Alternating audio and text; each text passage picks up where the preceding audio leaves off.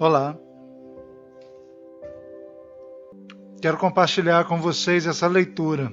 Todos os dias eu vou estar lendo um pouco desse livro que o escritor Noélio Duarte, ele traz rebentando a gente. Nos chama para uma realidade, para um planejamento, para uma noção. Eu já li ele já tem um tempo.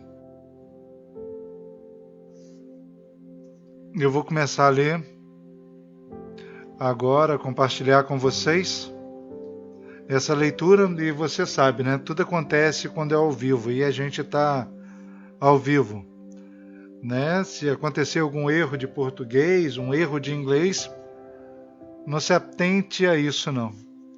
Vai na mensagem, tá bom? Te convido a viajar, a fechar seus olhos nesse momento e poder só ouvir o que Noélio vem trazendo pra gente. A perspectiva de Noélio Duarte. Eu nem pedi licença ao autor para poder estar lendo o livro dele, mas eu acho que é de muita importância para todos nós que estamos vivendo nesse mundo, né? E eu acho que esse livro é muito importante, né? Se você gostar, vá comigo, vem comigo, feche seus olhos e deixe o som dessa melodia te afetar e a leitura poder te envolver. Tá bom? Eu sou Flávio Jorge.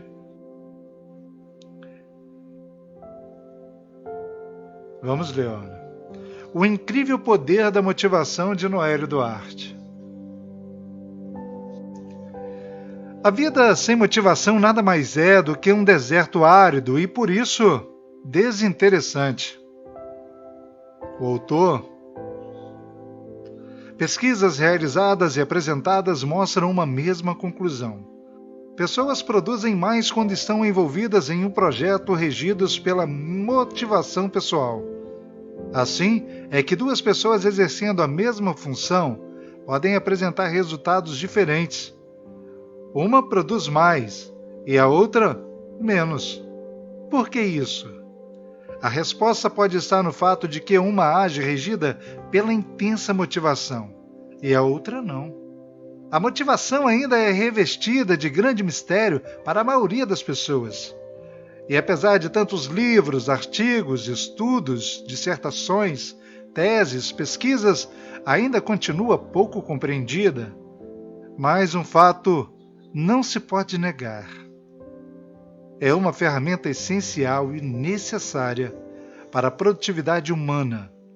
O professor Noélio Duarte produziu não apenas um livro, mas orientações para a vida pessoal e profissional e daqueles que estão à procura do caminho para o topo do sucesso. Pouco sabemos a respeito da motivação. Tudo o que podemos entender é que dependemos dela em todas as áreas da relação humana. Peter Drucker. Sem conselhos, os planos fracassam. Mas com muitos conselheiros, há sucesso. Saber dar uma resposta é uma alegria. Como é boa a palavra certa na hora certa. Salomão. Vou pular o sumário. Prólogo. Esse livro foi escrito com o objetivo de facilitar a vida de pessoas e ajudá-las a mudar de atitudes e comportamentos. Nele compartilho informações, anotações e experiências que acumulei durante décadas de minha vida pessoal e profissional, ao convívio com milhares de pessoas, quer em treinamentos, quer em conversas informais. As ideias expressas de forma de fábulas pretendem mostrar bem de perto, no limite da minha capacidade, uma série de situações que você, eu e milhões de pessoas comuns como nós enfrentamos dia a dia. Tenho esperança de que os textos os ajudem a modificar sua maneira de crer, de ver e agir. É isso. certamente se refletirá na escolha de uma nova estrada a ser trilhada com alegria e realização pessoal. Essa coletânea é direcionada àqueles que de muitas vezes se sentiram em um beco sem saída, que tiveram sonhos desfeitos, que sucumbiram diante de tantos problemas apresentados ao longo da vida ou interromperam sua carreira de sucesso. Os textos certamente o ajudarão a se tornar uma pessoa mais resolvida e feliz. Tenho a convicção de que a maioria das ideias aqui apresentadas é bem conhecida. Ainda assim, busquei sempre transmiti-la de maneira simples, para que você possa encarar velhos problemas com um novo olhar. Insisto no poder da criatividade e da imaginação. Essas fábulas motivacionais mostram que vivemos melhores não é apenas uma questão de vontade ou disciplina mental.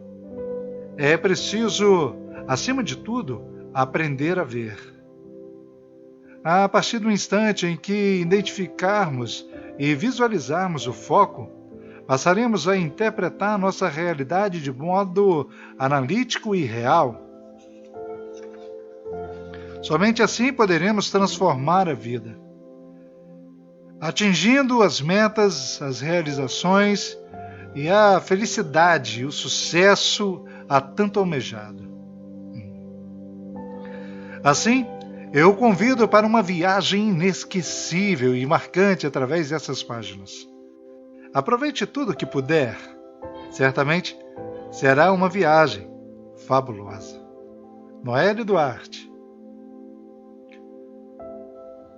Vamos considerar também a apresentação. Muitas pesquisas mostraram que as pessoas produzem mais quando estão envolvidas em um projeto regido pela motivação pessoal. Assim, duas pessoas exercendo a mesma função podem apresentar resultados diferentes.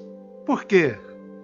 A resposta pode estar no fato de que uma age regida pela intensa motivação, ao passo que a outra não. A motivação ainda é revestida de grande mistério para a maioria das pessoas. E apesar de tantos livros, artigos, estudos, dissertações, teses e pesquisas, ainda continua um pouco compreendida. Mas um fato não se pode negar. Ela é uma ferramenta essencial para a produtividade humana. Geralmente a motivação é associada a benefícios no âmbito do trabalho nas empresas. Contudo, na prática, ela afeta as relações interpessoais em qualquer grupo, familiares, escolas, igrejas, clubes, lojas e até mesmo barracas de feira. É tão importante para a criança no jardim de infância, quanto para os membros das Forças Armadas de qualquer país ou instituição conceituada no mercado. A palavra motivação deriva originalmente do verbo motivar, que significa dar motivo a. É a personificação de uma meta pelo qual se luta, é a busca de algo considerado desejado e válido. Peter Drucker, o pai da administração moderna, afirma: pouco sabemos a respeito da motivação. Tudo o que podemos entender é que dependemos dela em todas as áreas das relações humanas. A visão do especialista pode ser um tanto severa, mas ele abordou algo inquestionável. Atualmente, o ser humano é movido por motivos muito mais misteriosos e complexos do que se pensava desde a época de Sócrates. Uma pessoa muito produtiva no trabalho é movida por algo maior do que a atração pelo dinheiro e a segurança ou pela ameaça de punição e demissão. Certamente ela tem uma motivação, um motivo maior para a sua ação. O conjunto de textos que compõe este livro é inspirador, estimulante e, sobretudo, desafiador. Temos a convicção de estar apresentando não apenas mais um livro, mas uma obra literária diferente, cujo conteúdo é provocante além de profundamente educacional. Depois de ler cada texto, temos certeza de que no íntimo de cada pessoa surgirá uma imperiosa necessidade de mudança. E toda mudança implica movimento. Você, por certo, ficará maravilhado com a leitura dos textos. O professor Noélio Duarte, por competência, um mestre em motivação profissional, ele produziu não apenas um livro, mas orientações para a vida pessoal e profissional. Certamente, depois de constatar tudo isso, você indicará essa obra para familiares, colegas, amigos e profissionais de todas as áreas e que estão à procura do caminho para o topo do sucesso. Esses textos farão uma enorme diferença em sua vida. É ler para crer. Os editores. Os agradecimentos desse livro é o produto de uma ideia que foi tomada no corpo de graças ao apoio de um grande grupo de pessoas. Por isso, deixo registrado aqui a minha gratidão àqueles cujos nomes eu conheço: o pastor Belmiro Duarte e a professora Edeusina Duarte, meus pais, pela herança dos livros, incentivos educacional e admirável paciência na formação do autor que existe em mim. Aos amigos do Dr. Raimundo, a Cássia Gruzir, doutora Maria Aparecida Giordani, o professor Hermínio da Silveira, o professor José Francisco, o pastor Nilton Antônio de Souza, pastor Ubiraci e Marilza Dutra, a Miriam Lima, o pastor Edelton e Rosiane Barretos, Luiz Fernandes, Jonatas Nascimento, Roberto Fagundes, Sérgio Paulo Silva, Ricardo Virela, o meu bom amigo Zé e a dona Luísa, pelas longas conversas, incontestáveis acolhidas, apoio incondicional, ajuda nos tempos de crise e permanente estímulo. Ao Dr. Paulo Souza Ribeiro, Martínez, Dick Miranda, Tios Alcino e Laudelino José Gil e Emerzino Nascimento, professor Herodildes, a Malta do Nascimento, a tia Maria do Nascimento, Geutil Lima, o pastor Antônio da Silva, Carvalhais, professor Agenor Farias e o pastor José dos Anjos Espanhol, por terem aberto espaço em suas agendas para palavras de ânimo e encorajamento, nutrindo-me de forças poderosas e especial quando tudo parecia impossível e distante. Eles foram anjos aqui. Aos meus queridos e professores, por acreditarem em meu potencial acadêmico e no conteúdo dessa obra e por abrirem-me portas para que eu pudesse apresentar minhas aulas motivacionais a alunos de várias instituições de ensino. Aos meus mestres, o Dr. Roberval Pereira Filho, Dr. Antônio Silveira, Olavo Feijó, Israel Belo, Marília Isabel Winter, vocês me ensinaram que conhecimento não é o acúmulo de informação, mas competência na ação. A Joélia, Juliana e Ana Carolina, minha família, por tudo, mas especialmente pela presença constante ao meu lado durante o tempo em que passei escrevendo essa e outras obras. Por acreditarem que a ideia de escrever livros motivacionais podia dar certo e por terem sido as primeiras leitoras desses textos publicados aqui. Os meus alunos e estagiários de todas as instituições e diferentes épocas, cujo crédito, força e atenção ajudaram-me a ter outra visão no futuro e, principalmente, motivação constante nas aulas e apresentações. Amigos, vocês não têm ideia da importância que têm ou tiveram em minha vida quando me abriram as portas, janelas e portões para que eu pudesse passar e prosseguir rumo à realização de meus sonhos, incluindo aí a literatura. Por favor, aceitem meu reconhecimento e sinceros agradecimentos. Eu aprendi que a vida, ninguém constrói nada sozinho. Somos todos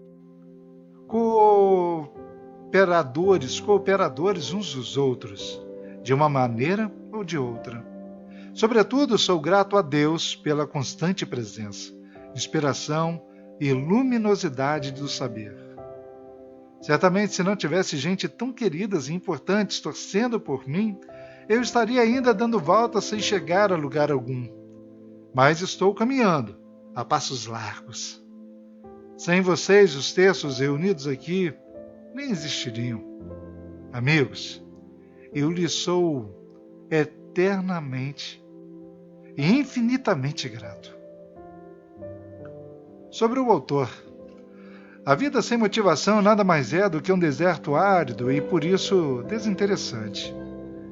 O escritor, poeta, educador, palestrante, conferencista internacional, fonoaudiólogo, fisioterapeuta e teólogo Noélio Duarte pensa assim.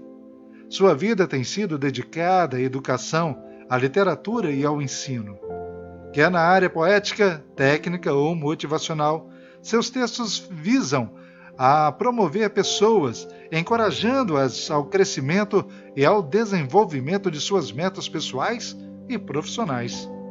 Noélio Duarte escreveu 21 livros, 7 publicados, aos 47 outros textos, artigos, estudos e ensaios.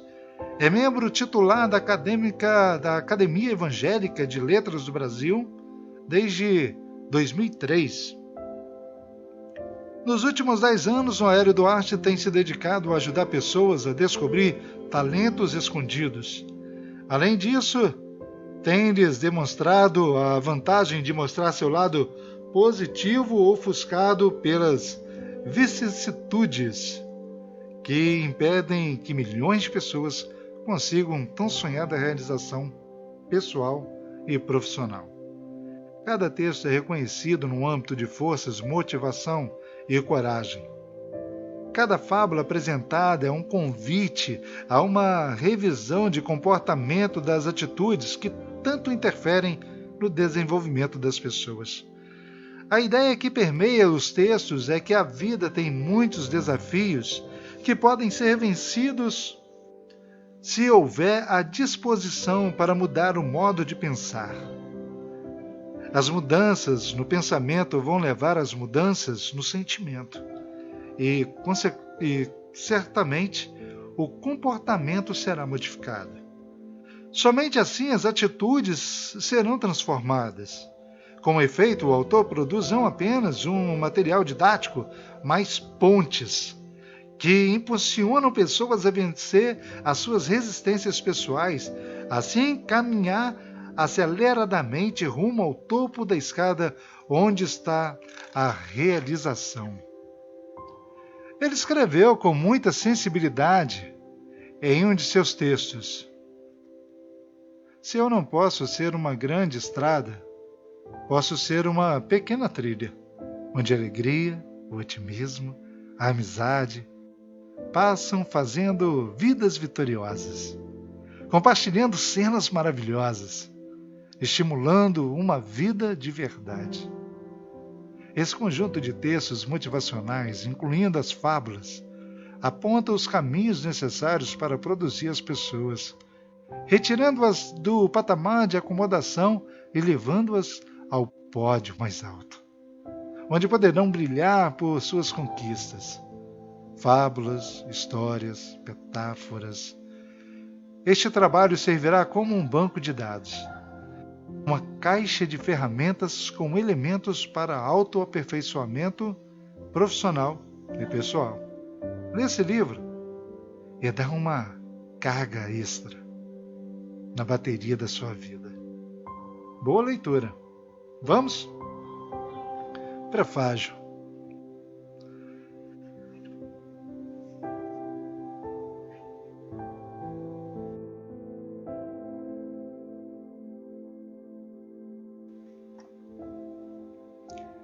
O ser humano é fantástico. É uma criatura autoprogramável. E a sua autofunção é programar os outros a si mesmo. Foi dotado de sementes de grandeza e por isso pode sobreviver até mesmo nas condições mais adversas, dependente de sua capacidade de ajustar e de ter o pensamento em foco correto. Muitos estudos são publicados sobre o funcionamento da estrutura do cérebro humano e, à medida com que conhecemos mais esse processo de interação, mais compreendemos a importância da reprogramação cerebral, o que é o segredo para se alcançar a autorrealização, além do sucesso pessoal e profissional. Usar igualmente os dois hemisférios do cérebro, direito e esquerdo, é um desafio permanente. Atualmente, sabe-se que o hemisfério direito, a área onde se processam a intuição e a criatividade, tem um predomínio sobre o esquerdo, mas ambos se interligam, gerando um alto poder de arquivar informações. Gênios da humanidade sabiam como usar o hemisfério direito de maneira objetiva e decisiva.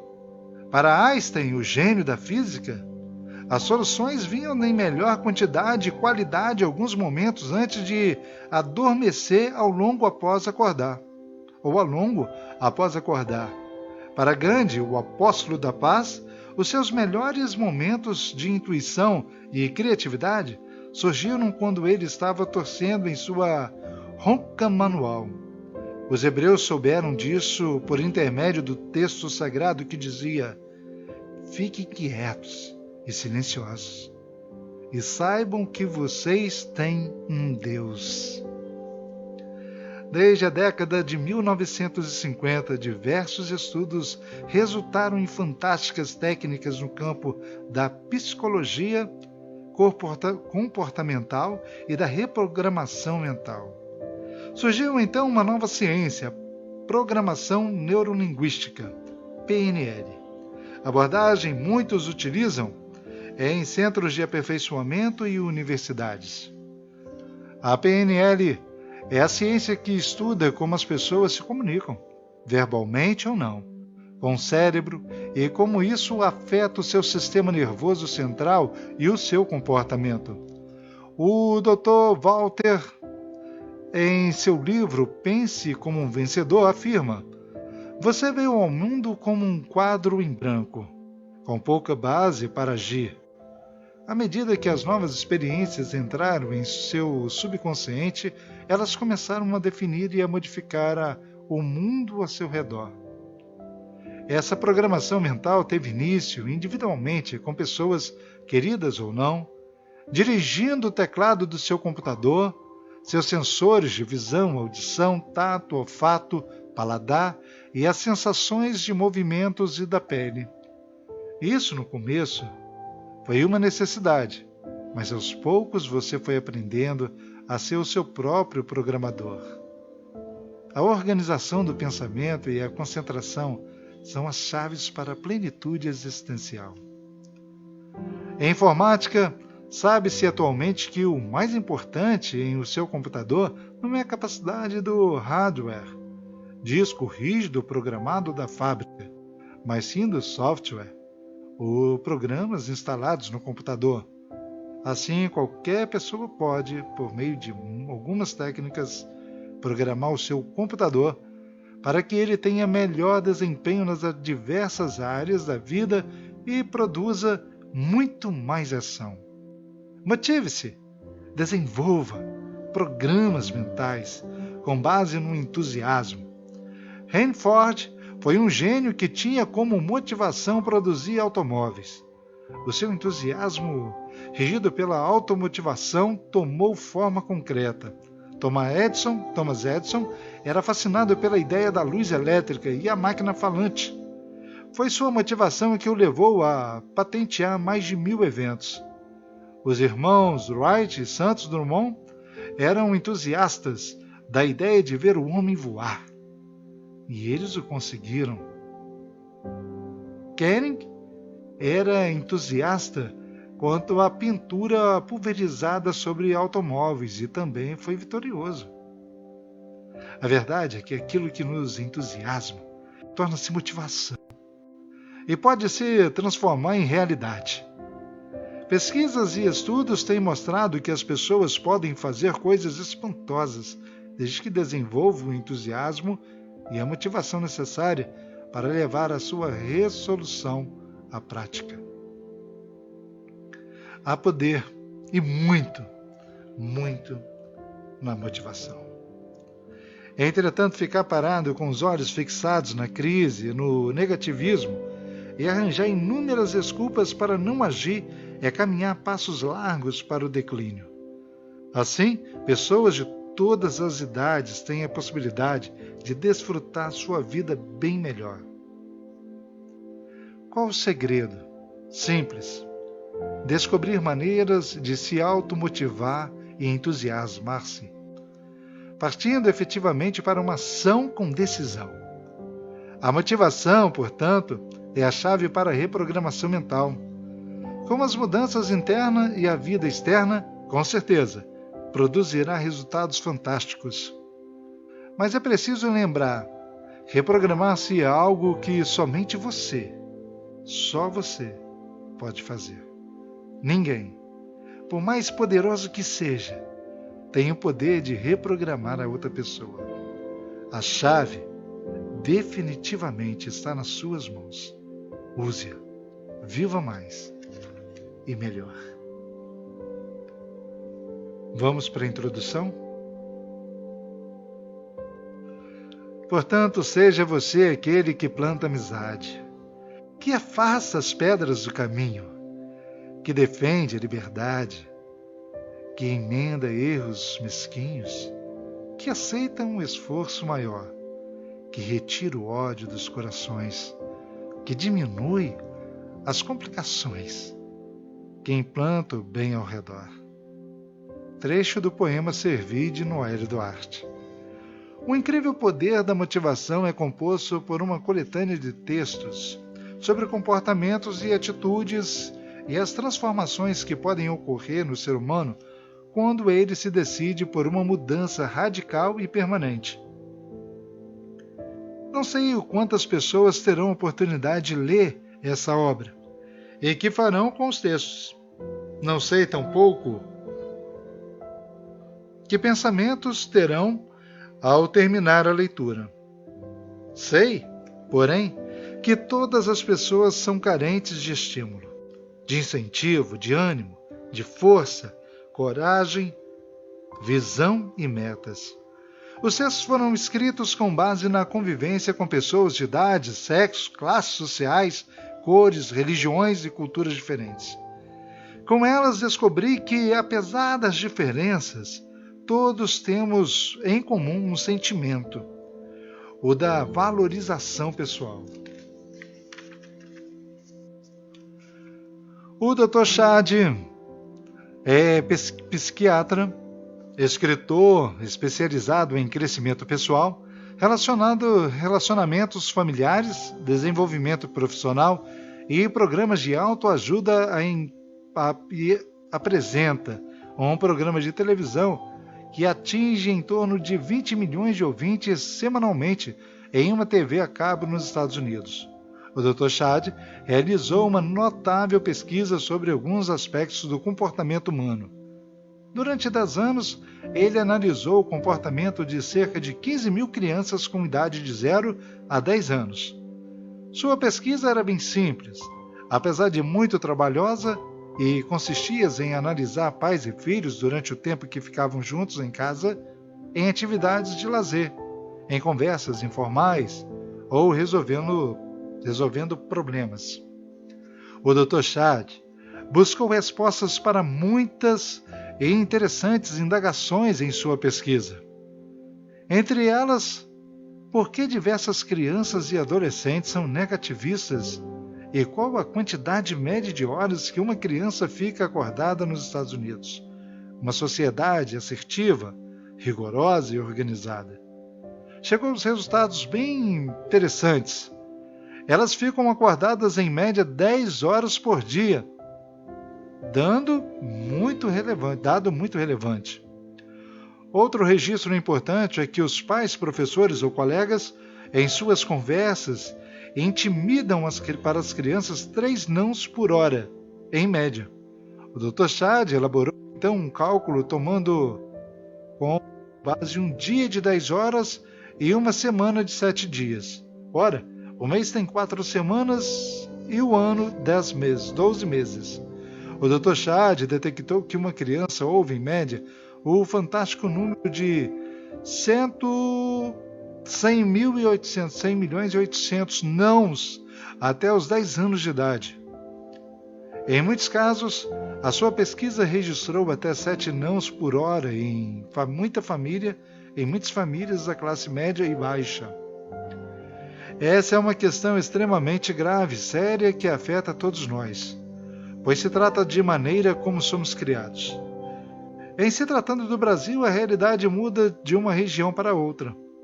Quanto mais rígida é a sociedade, mais nãos são repetidos.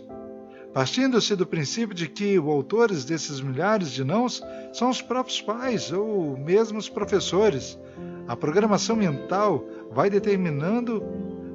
deteriorando e alterando o comportamento de pessoas a ponto de serem gerados verdadeiros nãos ambulantes.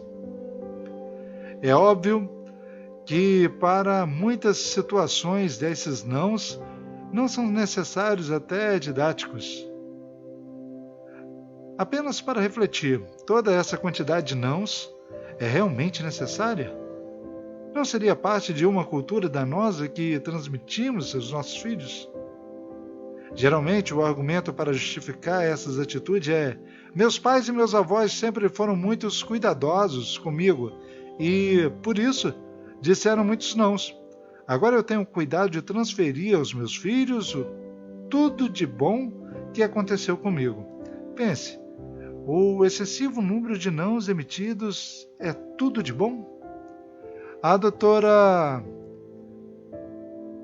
Claire Scott afirma que o negacionismo é um problema e ela o vê como doença. Muito comum que tem afligido milhões de pessoas mundo afora. O negativismo e a insegurança levam milhões ao fracasso. Essa síndrome que se manifesta diariamente na vida das pessoas normalmente, o que começa em casa, limita suas capacidades inatas, levando-as a acreditar que não podem ter aquilo que desejam, sabotando suas vontades e aspirações. Segundo o especialista, o problema maior é que as pessoas agem inconscientemente com base nos nãos que ouviram, principalmente durante a infância, adolescência e juventude. Esses nãos contaminaram áreas do cérebro e acabaram por gerar incapacidade para ações. São os limites de suas aptidões inatas. Assim, elas enterraram preconceituosamente seus sonhos e seus projetos. Portanto, com base em estudos comportamentais e recentes de Dra. Carter Scott, milhões de pessoas vivem como robôs. São verdadeiros autômatos, com uma alegria minada, realizações contaminadas e um futuro sombrio. É óbvio que isso vai interferir nos estudos, profissão, amizades, casamento e criação de filhos. O Dr. Zig Ziglar, conferencista motivacional norte-americano, cujos livros e vídeos atingem mais de uma marca de 30 milhões de exemplares vendidos, afirma: você é o que é, está onde está e fazendo o que faz por causa dos pensamentos que voluntariamente colocou em sua cabeça e que conduziram você até aí. Mas você pode mudar o que é, onde está e o que faz mudando seus pensamentos, dando-lhes formas construtivas. Pense nisso e desenvolva uma atitude positiva e desafiadora, porque a vida é realmente bela e todas as pessoas podem se tornar vitoriosas. Diariamente somos contaminados por inúmeros inimigos e, certamente, um deles é o negativismo, planta daninha, invasora, neutralizadora e quase sempre letal para os nossos projetos. E quando seres invasores encontram espaços, contaminam ideias e pensamentos, impregnando nossas atitudes e comprometendo nossas ações. É agravante o fato de que pessoas negativistas geram pensamentos negativos e os inoculam em outras pessoas numa forma de contágio sutil, lento e contínuo. Por isso, milhões de pessoas não apresentam um crescimento pessoal e profissional, vivendo diariamente como se estivessem diante de um muro de lamentações. O pesquisador e escritor Napoleão Hill, citado pelo Dr. Laí Ribeiro, anotou que para cada elogio obtido houve-se 9 repreensões.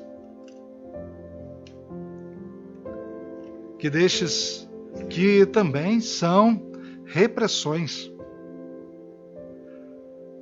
E isso produz um cérebro efetivo, devastador e destruidor, cujos resultados, em muitos casos, são irreversíveis. Então surgem algumas perguntas desafiadoras. Quantos elogios você recebeu até hoje? E quantas repreensões? Você consegue contar? Isso mostra claramente o quanto somos estimulados negativamente, boicotados, regulados e limitados. E assim, gradualmente a motivação vai sendo retirada do contexto da vida. Outros contundentes perguntas necessitam de respostas. Como ficar a autoestima de uma pessoa diante de tantos bloqueios? Seus sonhos e metas, onde foram colocados? Para onde as atitudes estão levando essas pessoas? E suas ambições na vida? Estão estagnadas em que fase? O processo de comunicação, como está? E os relacionamentos interpessoais, como estão sendo desenvolvidos? Ainda existe muita vida pela frente, muito cedo para desistir de tudo e de todos. O Dr. Ziglar afirma que há em nós semente de grandeza e que precisamos fazê-la germinar. Contudo, para isso é preciso adubar o solo para que ele se torne fértil. Os textos contidos nesse trabalho visam a fertilizar o terreno do cérebro, onde todas as coisas acontecem inicialmente, para que as sementes possam brotar, gerando raízes, troncos, galhos, folhas e frutos. Motivação é algo que só encontramos dentro de nós mesmos. Deveríamos até utilizar o termo automotivação no contexto desse livro. A todo instante precisamos buscar elementos que nos ajudem nesse processo, para que possamos despertar de maneira contínua. No dia a dia somos contaminados pelo comodismo, negativismo, ausência de metas, autoimagem negativa, a falta de visão, comunicação dificultada e falta de estímulos. Estamos em um novo milênio. Outra etapa da vida humana está sendo construída.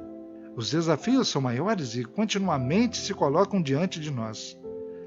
As inovações não param de chegar com uma velocidade incrível. As mudanças são constantes e diárias. A internet está nos avisando a quem não utiliza, inova e muda está condenado à estagnação. E quem para, perde.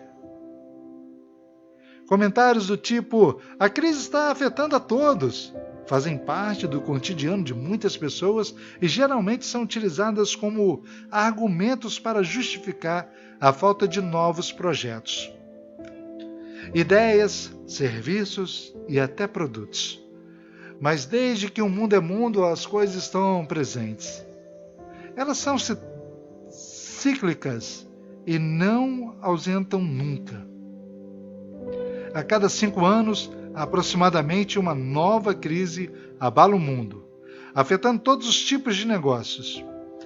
Quem tem 10 anos já vivenciou 2 crises. Quem tem 40 já vivenciou 8. Então, qual é a novidade? As crises vêm e vão com a mesma velocidade. Porém, o que verdadeiramente impede o crescimento e as vitórias pessoais não são as crises externas, mas as barreiras internas. Essas sim além de ameaçadoras, são contagiosas e destrutivas. Motivação é a solução. Portanto, vale a pena procurar descobrir suas potenciais, sair da crise e caminhar. Você descobrirá que há um mundo novo esperando por você. Com toda certeza, há um incrível poder na motivação. Parte 1. Reprogramar-se. Reprogramar-se para viver melhor. Motivação e as metas pessoais. O dicionário Aurélio registra uma fábula e uma narração aleatórica, cujos personagens são, em regra, animais e que encerram uma lição de moral. Portanto, se trata de uma ficção. Uma fábula é uma história que expressa ensinamentos éticos, morais, educacionais, espirituais, etc. As fábulas originaram-se na Grécia Antiga e têm o Esopo, o seu maior representante. Há relatos de que esses fabulistas conseguiam arrebatar multidões de pessoas para ouvi-lo contar suas fábulas. Assim, ele conseguia implantar conceitos de virtudes, crenças, ânimo, força, coragem e determinação. Por que esse Esopo usava as fábulas? Marques Oliveira, advogado e professor de oratória, afirma que a maior parte do povo grego vivia no campo. A educação, a literatura e a cultura era privilégio de poucos. Ora, uma fábula tinha a pretensão de educar e ensinar valores utilizando animais como personagens. Assim que eles eram bem conhecidos do homem do campo. Como seus ensinamentos eram curtos e de estrutura rudimentar, a compreensão era fácil e aproveitamento total. Ainda hoje, esse estilo literário desenvolve muito mais rapidamente o imaginário das pessoas de qualquer idade. As histórias, fictícias ou não, fazem parte de nossa vida desde a infância até a vida adulta e proporcionam ótimos momentos para a implantação de novos pensamentos. Pais, professores e outros profissionais usam histórias para se aproximar, para cativar, para estabelecer relacionamentos com crianças, porque são um instrumento muito eficaz. Na pré-escola, as fábulas funcionam como estratégia para a aprendizagem. Na pré-adolescência, eles ainda exercem forte magnetismo sobre a inteligência, com resultados imediatos e práticos. Mas também na vida adulta as fábulas têm o seu valor. Nessa fase da vida, eles ainda têm o poder de fertilizar mentes, facilitar a aprendizagem, sendo largamente utilizada em circulares, aulas, seminários, workshops e treinamentos, com ampla vantagem sobre várias e outras técnicas. As fábulas se comunicam com a nossa mente, a nosso coração de um modo claro, simples e significativo. Veja, por exemplo, essa fábula do Esopo. Um cão com um pedaço de carne na boca estava passando perto do rio quando viu a sua imagem refletida na água. Pensando que havia outro cão na água, com um pedaço maior de carne na boca, decidiu roubá-lo. No entanto, quando abriu a boca para atacar o inimigo, seu pedaço de carne caiu e foi levado pelas águas. O cão ficou sem nada e choramingando. Lição prática. Quem tudo quer, tudo perde. Uma história muito simples, mas com uma profundidade moral enorme e marcante. Jean Piaget afirma que para estimular o raciocínio é preciso facilitar as operações do cérebro, criando processos graduais de complexidade, porém partindo do elemento mais simples. De acordo com o educador, as operações mentais podem ser sofisticadas se o aprendiz puder dominar a estrutura gradual da operação. Com base nessa afirmativa, podemos compreender como as fábulas atuam no cérebro. apresentam de maneira simplificada uma verdade, um fato, um ensino que vai desenvolvendo ao longo do tempo. A fábula, portanto, tem um enorme poder de gerenciamento cerebral, levando-o a codificar num primeiro momento e a decodificar em momentos posteriores, e os seus efeitos são duradouros. No cérebro, a fábula tem a seguinte dinâmica: um animal ou mais animais falam as verdades que precisam ser ditas de maneiras bem humorizadas ou sarcástica. Essas falas gerenciam atitudes mentais, levando as pessoas a refletir a sua conduta real. A fábula de Esopo é dinâmica e simples. Um cão com um pedaço de carne na boca, sua imagem refletida no rio, imagem outro cão com um pedaço de carne maior, decide roubá-lo, abre a boca para atacar o inimigo, o pedaço de carne cai no rio e desaparece. O cão fica choramingando, sem nada para comer. Por fim, o aplicativo. Quem tudo quer, tudo perde. Esse atrativo exercido pela fábula é ainda hoje, uma ferramenta poderosa de ensino em todos os níveis, principalmente nos treinamentos empresariais, com índices de aprendizagem altos e marcantes. Vivemos em um país onde a literatura tem pouca difusão e são poucas as pessoas que podem investir nessa área cultural. Os livros são caros, dificultando e gerando o acesso da informação e, consequentemente, a mudança dos pensamentos que são gerados da ação. Estimular a produção de mais fábulas e usá-las em aulas, seminários e workshops produzirá enormes benefícios à inteligência e ao coração. Outro elemento que potencializa os efeitos das fábulas é o fato de que grande parte da nossa população tem origem rural, pais, avós, bisavós, e esse contexto cultural está repleto de histórias. Assim, compreende-se por que as fábulas exercem fascínio sobre as pessoas. Elas fazem parte de uma tradição que era oralmente passada de pai para filho. A programação neurolinguística utiliza, em larga escala, as fábulas para implementar mudanças no cérebro humano, que passam a ser chamadas de metáforas. As fábulas têm a intenção de estimular e mostrar um comportamento que precisa ser modificado.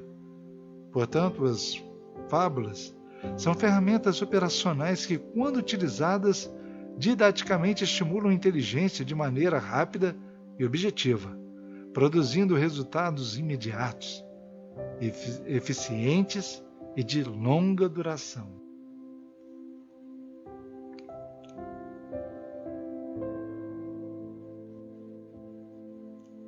O poder da motivação. Motivação é o conjunto de fatores que impulsionam comportamentos do ser humano ou de outros animais para a realização de um objetivo. Manifestar-se como resposta a estímulos internos e externos. Os motivos podem ser classificados em primários ou básicos, que não são aprendidos ou são comuns tanto nos animais quanto nos homens.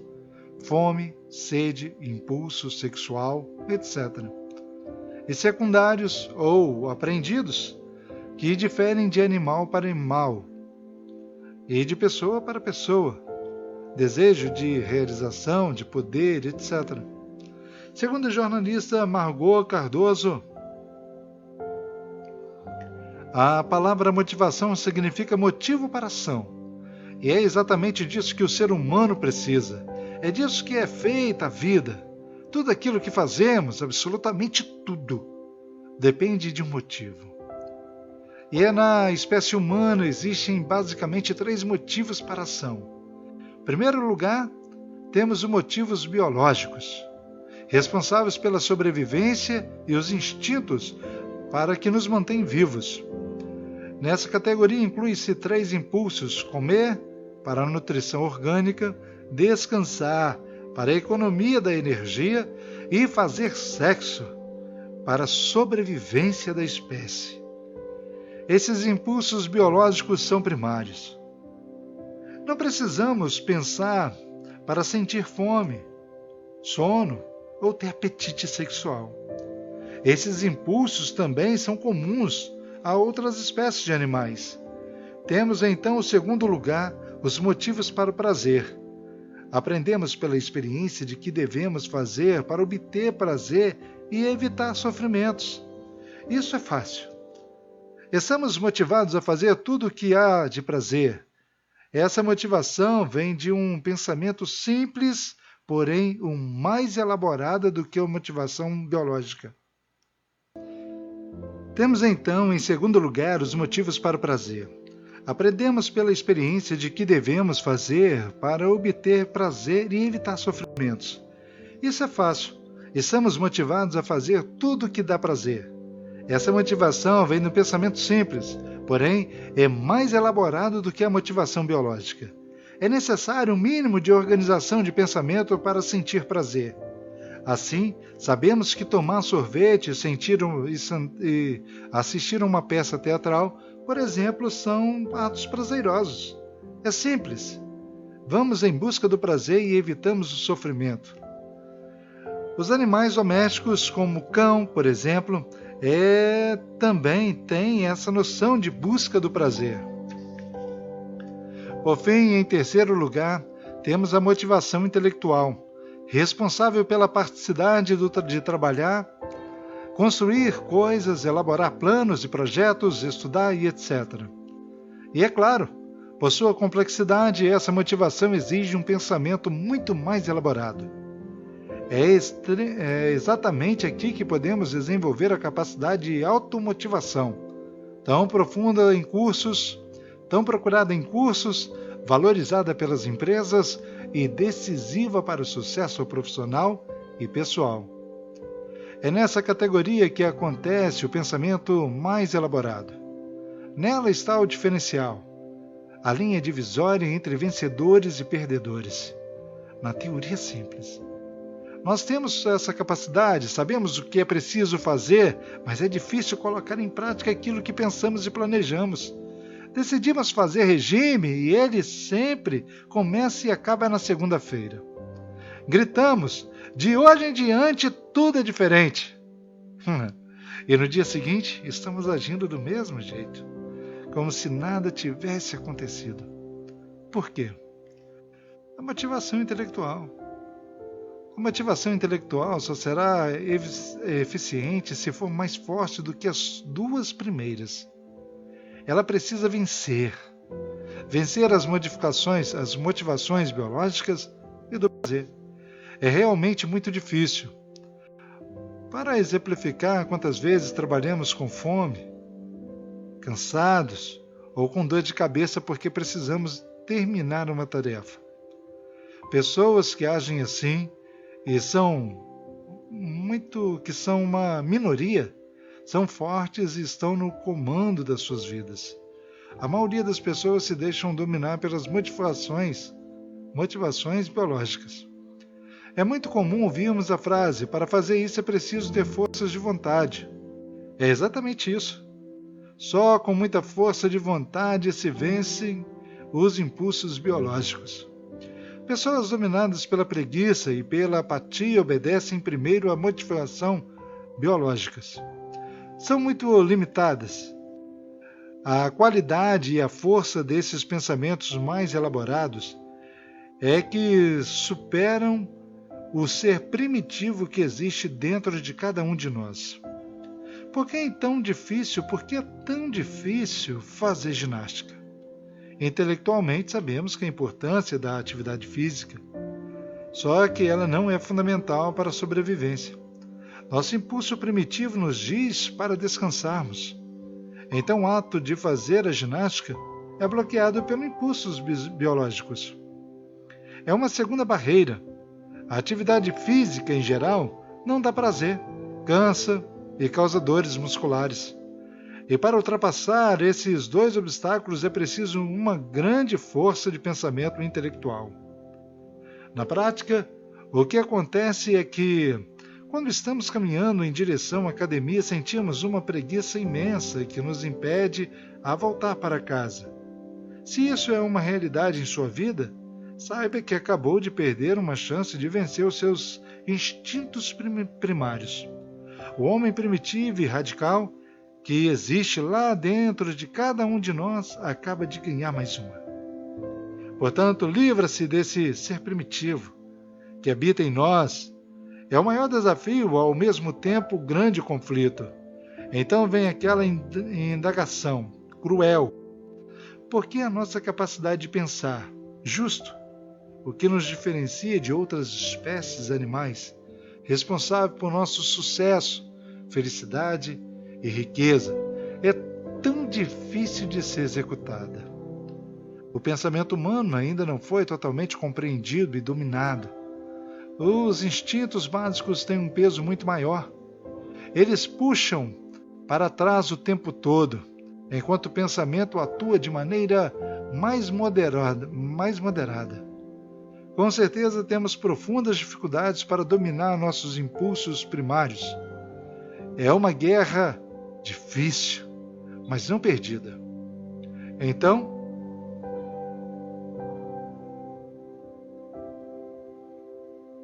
onde fica a fonte para a eterna motivação? Quem conhece o seu valor, impulsiona seus atos, vibra com suas vitórias e está sempre disponível. É exatamente você. É possível que você esteja pensando que não é bem assim, mas várias pessoas o motivam. Mas não se iluda. A motivação externa é fugaz, passageira. Além de tudo, é escravizador depender dos outros.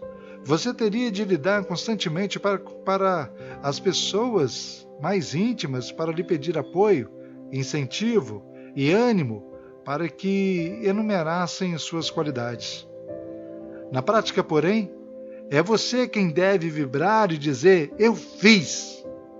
Apesar de tudo, contra tudo e todos, eu realizei. Eu sou uma pessoa vitoriosa. A crença e a prática disso fazem que você eleve sua autoestima. E com a autoestima elevada, não tem ninguém no mundo que possa minar o seu entusiasmo. Aí vem alguém e diz que você é incompetente, mas você permanece calmo e sereno. Por quê? Porque a opinião é dele e não sua. Mas é preciso entender bem isso. Você só consegue dizer: eu fiz, ou eu sou bom, se estiver motivado. E para isso é preciso você se conhecer bem, gostar-se, ter habilidade de comunicação, capacidade de estabelecer metas e cumpri-las, uma atitude mental positiva e uma ambição sadia, projetos. E tudo isso não se aprende de uma hora para outra. Exige que você, eu, nós, observamos nossos conceitos, encaremos sacrifícios e nos disciplinemos diariamente. O preço realmente é alto, mas se formos duros conosco mesmos, colocando-nos muito mais agora, vai chegar um momento de que conseguimos aquilo que muitos não têm: autodomínio, projetos, liberdade e riqueza. O ser humano é realmente muito especial. O Dr. Luiz Martins escreveu que o ser humano é dotado de inteligência e vontade, e é isso que é vital importância, pois dá-nos a capacidade de discernir e distinguir. Mas é a vontade que nos faz caminhar, que nos faz vencer. Inteligência sem vontade não faz o menor sentido prático. É preciso que voltemos a querer, desejar, para que possamos vencer os desafios continuamente. É preciso que cada dia queiramos mais ardentemente estar a par das coisas novas. E é pela vontade que iremos vencer a preguiça e o comodismo. É pela vontade que voltaremos a estudar, a ler, a nos interessar pelas coisas novas. Não se deixe morrer, volte a querer, volte a fazer, volte a sentir a emoção de tentar, de errar, de acertar. Volte a lutar para conseguir. Volte a ter vontade para vencer. Volte a ser uma pessoa motivada e motivadora. Só assim conseguiremos vencer os desafios desse novo século. Motivação de pessoas segundo Maslow. Ian, em seu livro Como Motivar Pessoas, cita o psicólogo norte-americano Abraham Maslow, provavelmente o mais conhecido teórico motivacional. Ele acreditava que todos os indivíduos apresentavam uma hierarquia de necessidades que precisavam ser satisfeitas. A hierarquia é apresentada de uma forma de pirâmide, com a seguinte estrutura: a pirâmide das necessidades de Maslow. Lá no topo da pirâmide, não dá para você ver, né? Está a autorrealização, a autoestima, sociais, segurança e lá embaixo as fisiológicas, que é a base, onde tudo começa. Segundo Maslow, as necessidades primordiais de um indivíduo são conseguir ar, alimento e água em quantidades suficientes para a sua sobrevivência, necessidades fisiológicas. Satisfeitas essas necessidades, não há motivação para mais ar, alimento e comida, mas sim para as necessidades de segurança. Assim que a pessoa percebe que está livre de qualquer ameaça do perigo do ataque, sua motivação volta-se para as necessidades sociais, amizades e tudo mais que estiver relacionado.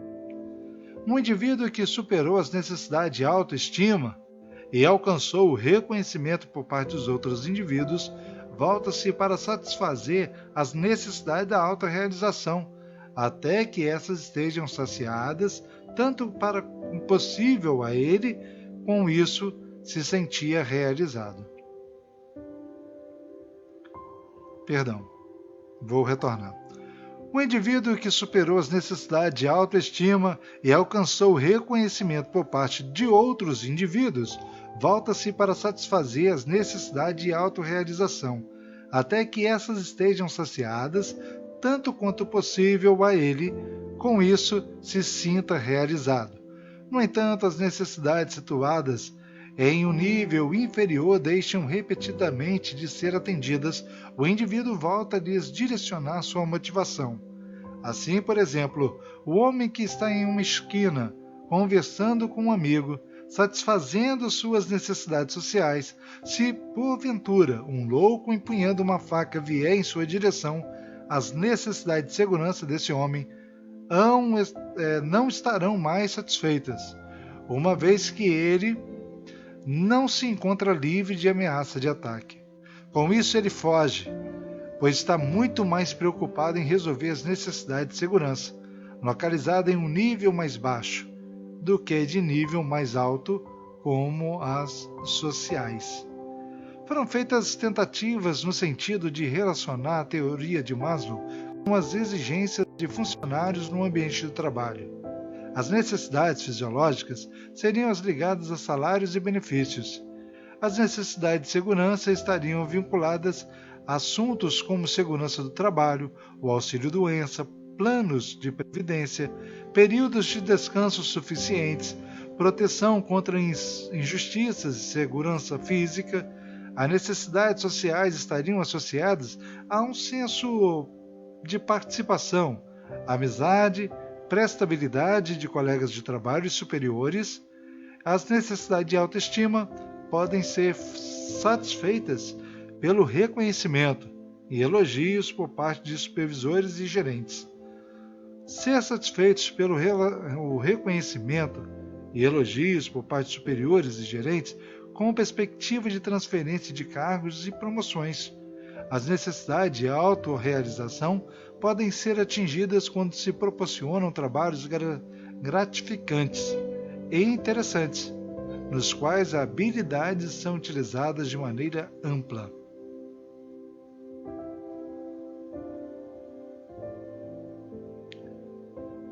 Motivação e metas. Segundo Thorel, Se avançar confiante na direção de seus sonhos, o ser humano terá um sucesso que não espera no dia a dia. Se construir castelos no ar, não perderá seu trabalho.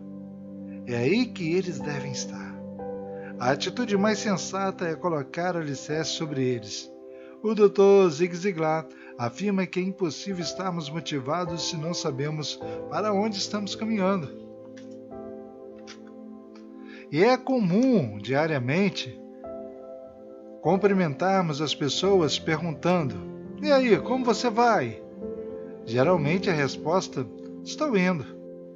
Isso soa muito estranho, porque nunca sabemos para onde tal pessoa está indo. Será que isso significa que está indo muito mal? Ou está indo em uma direção a um precipício? Ou será indo para um lugar nenhum? É uma incômoda incógnita. Infelizmente, afirma o Dr. Ziglar, em 97% das pessoas em nossa sociedade não elaboram um programa organizado de metas e, por isso, não conseguem alcançá-las.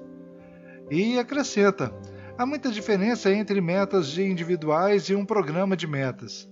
As metas individuais, segundo o autor, concentram-se em um objetivo específico e podem levar-nos a negligenciar muitas outras áreas da vida. E embora possamos atingir uma delas, pode ser que ignoremos ou fracassemos em outras áreas talvez ainda mais importantes. O autor cita, como exemplo, o viciado em drogas. Ele tem a meta de arranjar outra dose. O alcoólatra, outro drink. E a maioria de nós, outra refeição. Muitas pessoas concebem metas valiosas, como terminar os estudos, arranjar um emprego ou perder 10 quilos. Metas isoladas, como as metas mencionadas, ou metas individuais, como se preparar para um período de férias, são relativamente fáceis de estabelecer. Um programa equilibrado de metas, porém, é uma coisa muito diferente. Essa é uma das razões porque apenas cerca de 3% das pessoas adultas têm um programa de metas bem elaborado para lhes permitir colher a maioria das partes dos benefícios que a vida pode oferecer. Quando as metas são claramente definidas e estabelecidas, uma pessoa, em essência, já deu um grande passo para programar o lado esquerdo do cérebro, a razão. Esse fato libera o lado direito, a emoção, para que contribua no máximo em matéria de criatividade. Assim podemos entender que pessoas desmotivadas são pessoas que têm um foco restrito de metas.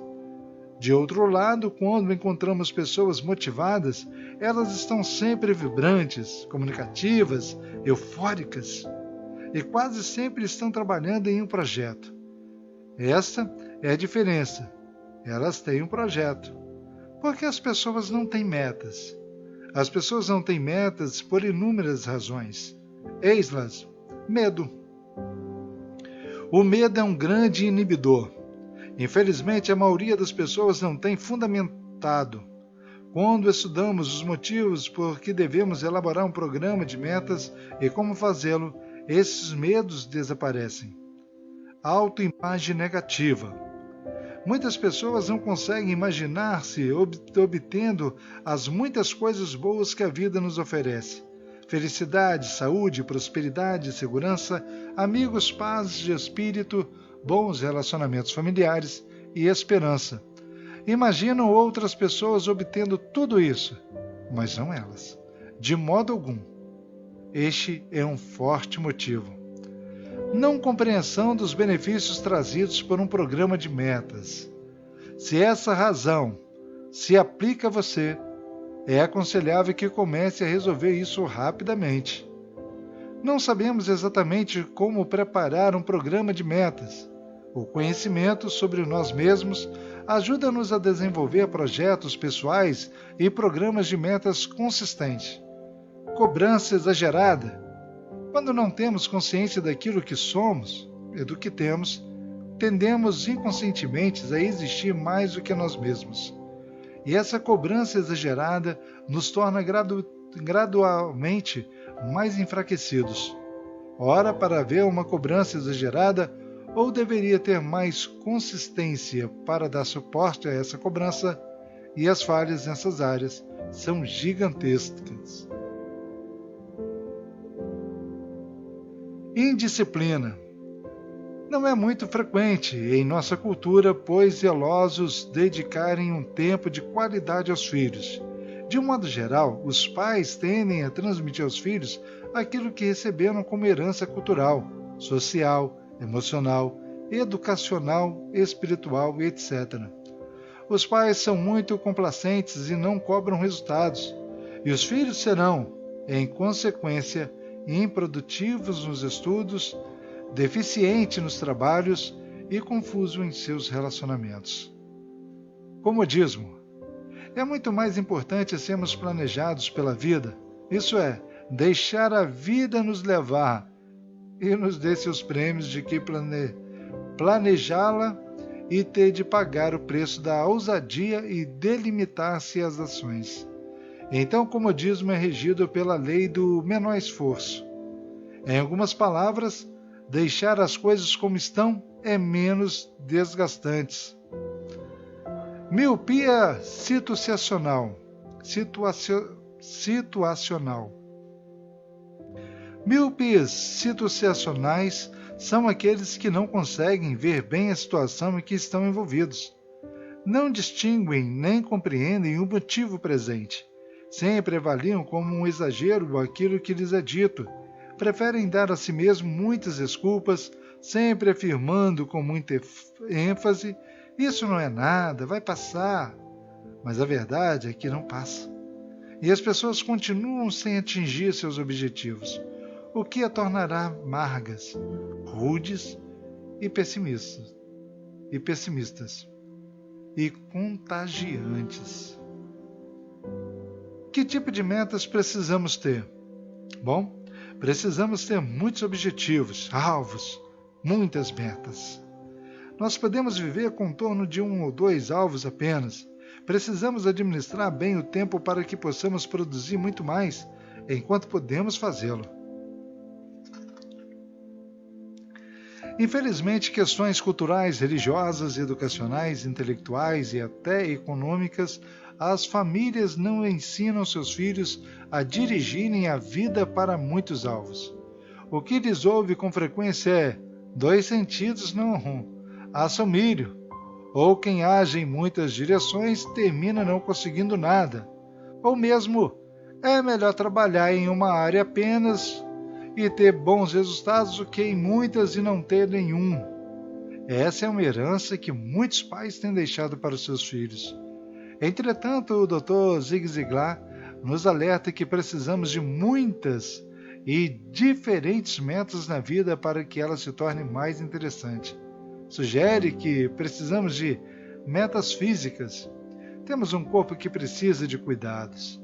Assim, precisamos nos exercitar com frequência, comer alimentos saudáveis, manter em bons níveis nossas taxas de açúcar, colesterol e triglicerídeos, verificar sempre os índices de nossa pressão arterial, fazer exames de rotina, manter um peso condizente com a nossa idade e, portanto, precisamos ter um corpo sadio para carregar uma mente sadia.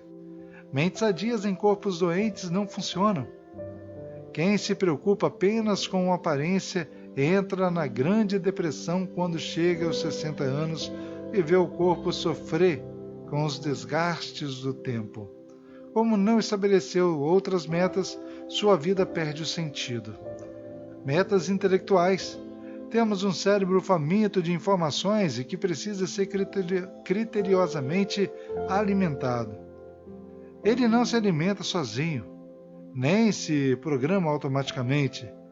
É independente de estímulos de todo tipo, auditivos, visuais, olfativos, cinegéticos, táteis, mas tem uma preferência muito grande pelos estímulos positivos.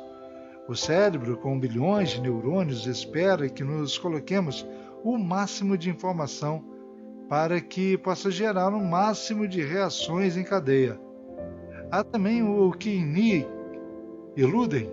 Há pessoas que o iludem desconsiderando livros. Há pessoas que iludem decorando livros e até enciclopédias para ter muita informação. Entretanto, não utilizam, na prática, desses conhecimentos e, consequentemente, não gera ação. Isso, na verdade, é uma auto-renegação. Uma auto-enganação. Metas financeiras. Ter dinheiro é muito bom porque ele realmente movimenta esse planeta. Tudo exige dinheiro. É preciso saber ganhá-lo de maneira honesta e agressiva e progressiva. Entretanto, há pessoas que atropelam pais e filhos para tê-lo. Focar obsessivamente em metas, e somente esta, gera doenças graves. Há pais que se dedicam tanto a ganhar dinheiro que não veem o crescimento dos filhos. No futuro, esses pais terão de administrar a sua relação desgastada e emocionalmente pobre. Então precisamos associar essa meta com as demais. Assim, se uma pessoa não tem outras metas, a vida, além de ganhar dinheiro, acabará escravizada pela obsessão de ganhá-lo, sem realimentar suas energias, gerando para si mesma muitas doenças.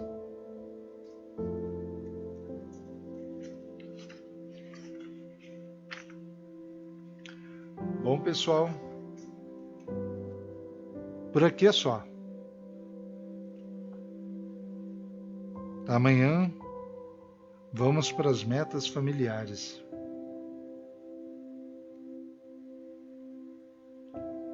Até mais. Obrigado pela sua companhia.